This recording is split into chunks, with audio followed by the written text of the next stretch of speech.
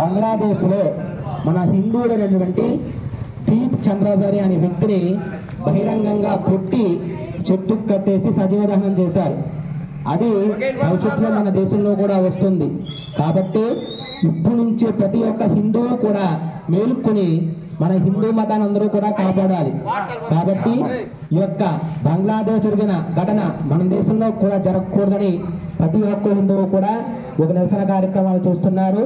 అదేవిధంగా ఈరోజు మన మగడపల్లి గ్రామంలో హిందూ బంధువులందరూ కూడా ఒక నిరసన కార్యక్రమంలో పాల్గొని ఈ యొక్క దీప్ చంద్రనాథ్ అనే వ్యక్తికి జోహార్తో ఈ యొక్క కార్యక్రమం ముగుస్తాం.